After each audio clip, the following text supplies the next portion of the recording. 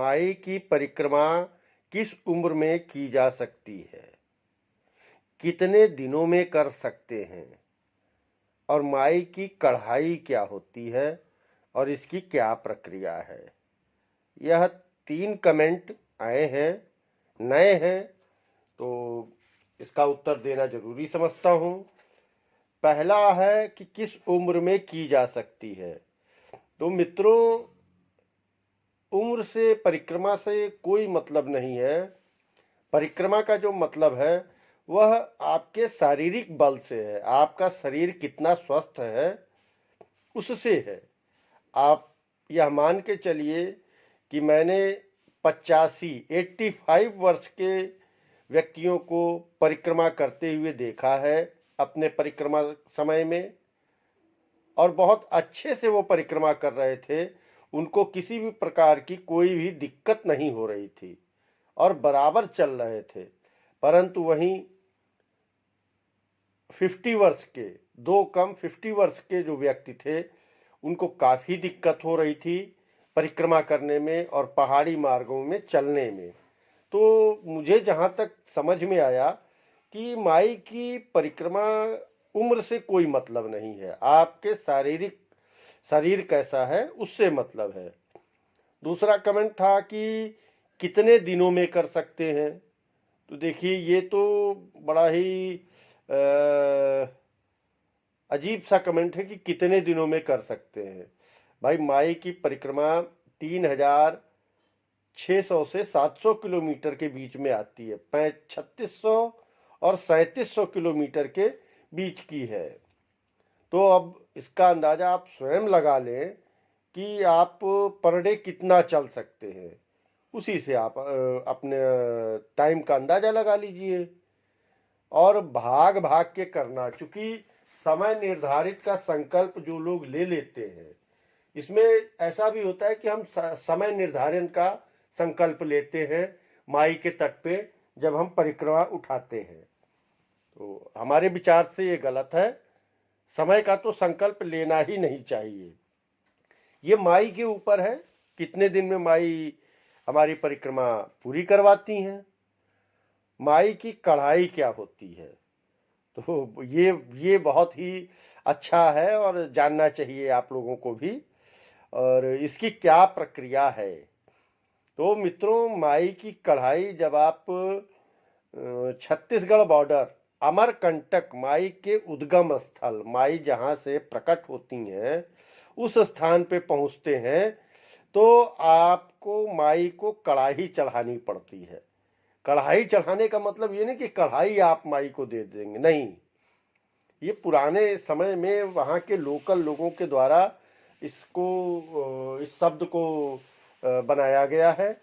माई की कढ़ाई का मतलब यह होता है कि वहाँ लोकल के लोगों से आप उनकी छोटी कढ़ाई जिसमें वह प्रसादी बनाते हैं माई की, वह मांग लें और मांग करके वहाँ आप कुछ मीठा भोजन बनाएं।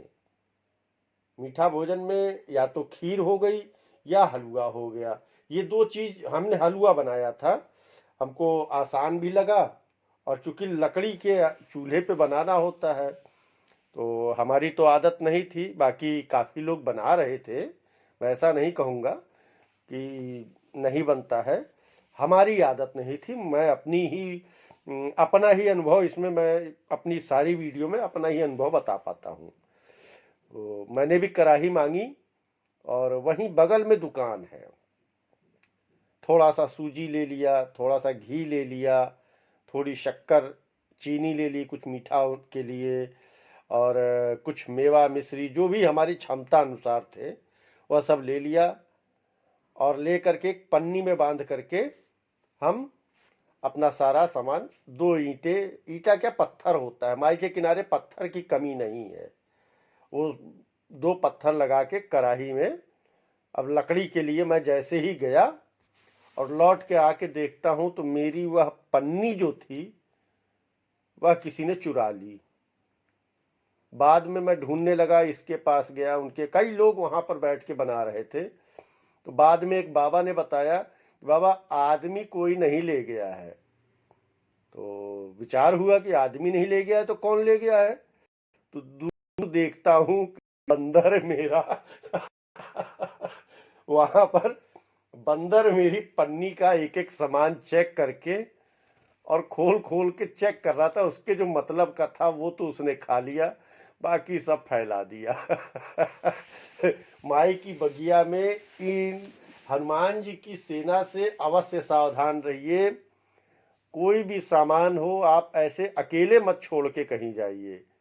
मुझे दोबारा फिर वही सामान ला करके, और इस बार चैतन्य था, इस बार अपने अचले में मैंने उन सामानों को बांध लिया कि कहीं से अब ना हनुमान जी की कृपा हो जाए।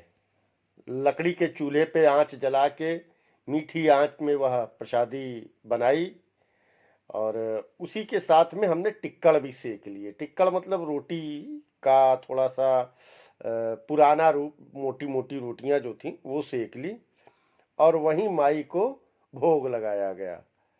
यह माई का प्रताप कहिए, माई की महिमा कहिए, अथवा मेरे हाथ का हुनर कहिए। वह प्रसादी खुद को इतनी अच्छी लग रही थी, लोगों को मिल बांट करके पवाया, खुद भी पाया।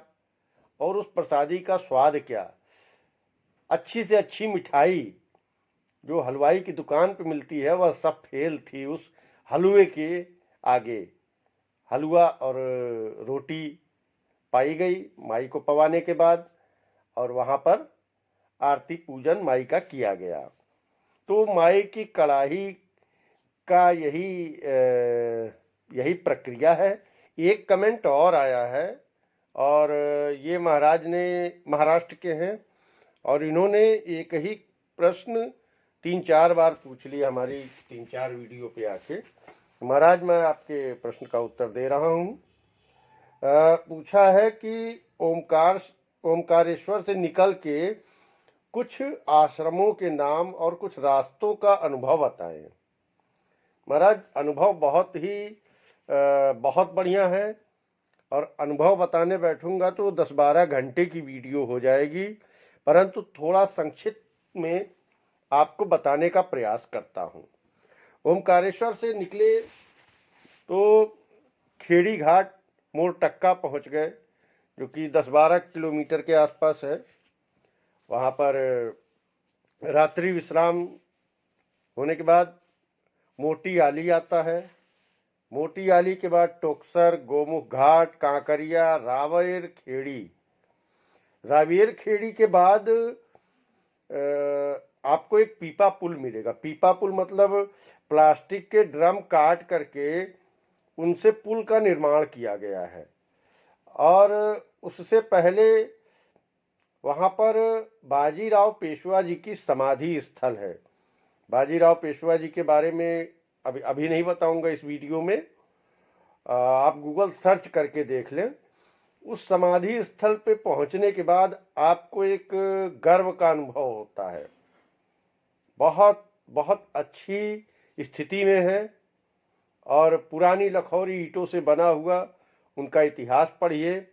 आप आधा घंटा वहां रुक करके हर चीज देखिए, बहुत अच्छा लगेगा। वहां से आप जब अगला गांव आता है बकावा। बकावा के बारे में तो नर्मदेश्वर शिवलिंग पूरे विश्व में जहां भी स्थापित है, आप यह मान के चलिए कि वह बकावा में निर्माण किया गया है उसका। और बकावा में एक दुकान पर चाय प्रसाद, जैसे बकावा में आप अंदर जाएंगे आपको चाय प्रसादी के लिए उन दुकानों पे रुकना पड़ेगा। चाय प्रसादी ली गई, बाल भोग के रूप में उन्होंने बिस्किट के पैकेट दिए। बिस्किट के पैकेट के बाद कुछ चर्चा होने लगी उनसे। तो उन्होंने एक ऐसा शिवलिंग, ऐसे कई शिवलिंग दिखाए छोटे छोटे, जो कि हथेली में आ जाते थे। अद्भुत रूप था उन शिवलिंग का। इस तरह का भी रंग होता है, इतना भव्य। आप एक शिवलिंग हाथ में लेकर के देखेंगे तो उसी को देखते रह जाएंगे। पूरा ब्रह्मांड आपको उस शिवलिंग में दिखने लगेगा। इतने प्रकार के उसमें रंग हैं, और इतना सुंदर उसका स्वरूप दे करके बनाया गया है। इस तरह से कैसे पत्थर के भीतर इतने अच्छे अच्छे रंग हो सकते हैं। बहुत ही सोचने का विषय है। और ऐसे शिवलिंग आपको केवल और केवल नर्मदा जी में ही प्राप्त होते हैं, ऐसा वो महाराज हमको बताए। वहां से नगावा है, नगावा में भी शिवलिंग का ही कार्य होता है। घर घर में आपको, हर घर में शिवलिंग का उत्पादन मिलता हुआ दिख जाएगा।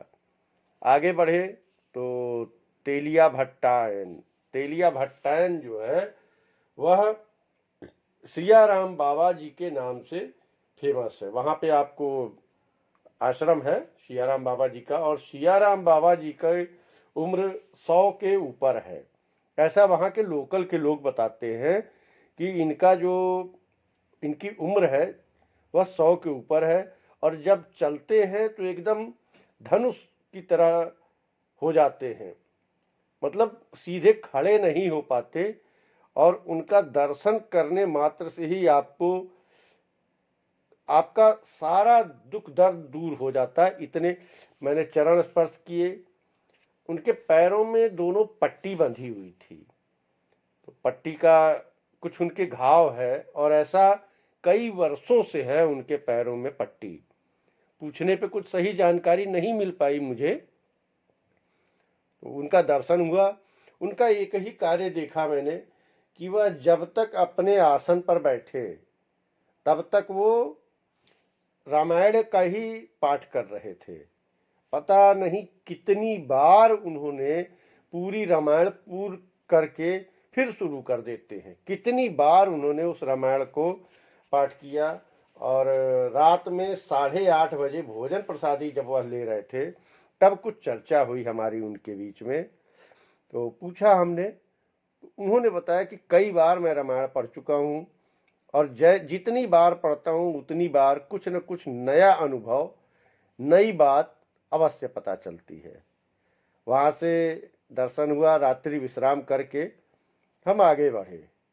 7 पीपली घाट आगे पड़ा, लेपा घाट पड़ा, वेदा संगम, वेदा नदी की भी आप ये जानिए इतनी खूबसूरती है। जल का प्रवाह होते समय जो बीच में पत्थर आते हैं वो देखते ही बनता है।